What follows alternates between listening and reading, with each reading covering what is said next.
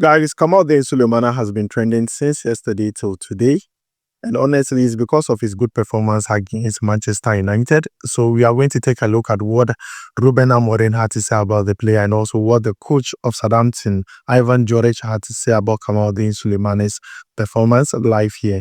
You're also going to take a look at what Graham Potter had to say about Mohammed Kudus. Their last game against Fulham, he was substituted in the 63rd minute and he explained his substitution. So we are going to take a look at his statements. You're also going to talk about some latest transfer update that has to do with Brandon Thomas Asante, Kamal Sowah, and also Antoine Semenyo, amongst many others. But before we jump into it, don't forget to like, subscribe, and also turn on notification. Quickly, let's jump into it. Manchester United 3, Southampton 1. I've already reacted to this game. If you have not watched it, please check the channel. That's like my latest video and watch my reaction. So I'm not going to talk too much about the game. But then the reason why Kamaldeen Sulemana is trending is very simple. His 1v1 situation with Lenny Yoro, a lot of people were amazed with his pace. I think people do not know that he had like this much pace. He had talent like this, but people forget that at the World Cup he was adjudged the fastest player at the World Cup. And after the game, the top couple of Manchester United, Ruben Amorim, the tactician, had this to say about Kamaldeen Sulemana. You can see the statements live here on your screen. I'm going to read it out very quickly. He says that they did a very good job, Southampton, creating space between the lines, and their number 20, Kamaldeen Sulemana, with a lot of space behind. We had some difficulties to stop the player. If you watch the game like the way I did, then you understand that Lenny Yoro had a difficult time stopping Kamaldeen Sulemana. His pace was the talk of the town. His speed was the talk of the town. Everybody's talking about how talented he was, that it took about 3 players to stop Kamaldeen Sulemana. And I'm happy that now he's getting his flowers. But then that was not all. The coach of Southampton, Ivan Joric, also had some things to say about Kamaldeen Sulemana. And this is what he said. He says that since I arrived here, he's working really well. I think he had quality. I don't know why in these 2 years he did not express himself. Now he has to just continue playing like this. He is really good. Now, if your coach says this about you, it's positive, because with Kamaldeen Sulemana, his 2 seasons he spent at Southampton, it was either injury issues or he was not getting regular playing time. Or when he even gets regular playing time, he was not really performing like he should. And I don't blame him. It's just because he was not getting his time, or he was not getting the confidence he needed from his coach. Now, this is a new coach who is willing to give Kamaldeen whatever he needs to perform. And Kamaldeen Sulemana is repaying this coach with a very good performance. We saw him perform very well in the FA Cup against Swansea, scoring the goal and giving an assist. He was rewarded with a start against Manchester United. He did not disappoint. Good performance from Kamaldeen Sulemana. He was the only player with the most dribbles in that game, 5 completed dribbles. And I like the fact that now he's in the spotlight. Everyone is talking about him. I just hope and pray that he's consistent with his performance. Not only that, but also with his fitness, because if you are not available, you can't really show us what you can do on the pitch. So for me, his fitness is very important as much as his performance on the pitch. But guys, this is what Ruben Amorim and also Ivan Joric had to say about Kamaldeen Sulemana's performance yesterday against Manchester United. Moving away from that, let's talk about Mohammed Kudus. Now, West Ham's previous game, their last game was against Fulham, where they won by 3-2. Graham Potter made a tactical change in that game that a lot of people do not understand. Mohammed Kudus coming off in the 63rd minute, but a lot of people were complaining because they assumed he was going to play the full 90 minutes. But then after the game, Graham Potter explained his substitution, saying that, I'm going to read it out very quickly. He says that we moved Mohammed Kudus a little bit higher up and he helped us. Danny Ings coming on probably gave us more balance, even though it was a tough call because Mo is a top player, but he was really suffering. If you watched my reaction to that game, and also if you watched that game, you understand why Graham Potter did that particular change. I don't blame the coach. He did what was necessary for his team to get all 3 points. So to me, at the end of the day, it's a win-win situation for West Ham and also for Mohammed Kudus. It's true that now he has lost form. We just hope that in the next game West Ham plays against Crystal Palace, he regains his form back so that everyone will take a look at Mohammed Kudus and say his season is going bad. This is a player that lost, confidence in his coach, General Piteki, because listen, he had a banter with a coach. They were having, verbal confrontations. Not only that, he missed about 5 games due to a red card situation, national team problems. This is a young player that is going through a lot. So I kind of understand the kind of burden on him. And currently, if you take a look at West Ham forward, he's the only player that Graham Potter is relying on. So this is a player with a lot of responsibilities, a lot of burdens to carry, both at club level and also at national team. So to me, I feel like he needs to be talked to. They need to psych his mind. Mentally, he needs to be ready to carry on all these duties. And I hope that he comes correct in their next game. Now, moving away from him, let's talk about Antoine Semenyo. Semenyo in Bournemouth's previous game against Chelsea was the star man. He won the Man of the Match award. He scored a brilliant goal with his left foot. And so far, across all competition this season, he has 7 goals, 3 assists for Bournemouth. And everyone is taking a look at him differently this season because of the kind of performance he gives anytime Bournemouth plays against a bigger side. And Michael Owen, after the Bournemouth versus Chelsea game that ended in a 2-2 draw, this is what he said about Semenyo. He says that Semenyo is a brilliant player. He scores goals and we don't know if Mo Salah will leave or stay. But if he leaves, Semenyo should be his replacement at Liverpool. Honestly, a lot of Ghanaians will be like, it's no way to happen. Oh, he's a black man. He's this, he's that. But I just believe that everything is possible. Once Semenyo is performing very well, and even legends of the club are pushing that he goes there, it's just a matter of time because he's being viewed as a replacement for Mo Salah. So it's not like they have to wait till Mo Salah leaves. He can still sign for the club under steady Mo Salah. And then when Mo Salah leaves, he gets the full opportunity to play in his role and also fit in his boots. So in my own opinion, Semenyo is having a great season. Currently, he's the most informed Ghanaian player in the English Premier League. He's having a lot of goals this season.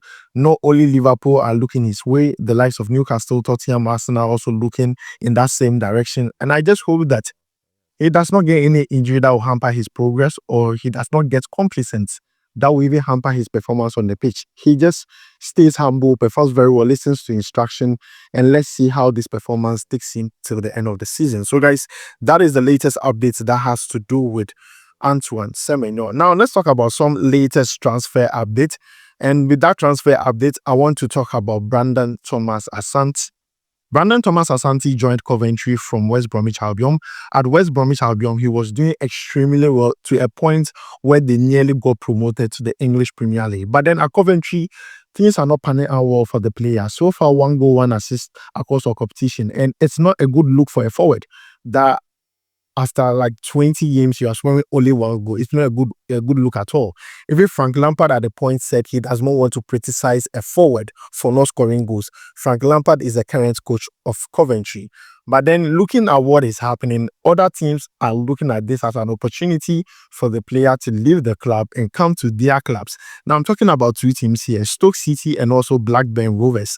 These 2 teams have shown interest in signing Brandon Thomas Asante to the extent that Blackburn are willing to offer Coventry 1.75 million euros to sign the player. But then, Coventry coach has a few things to say concerning this particular transfer, saying that, as for them, they are not aware of this.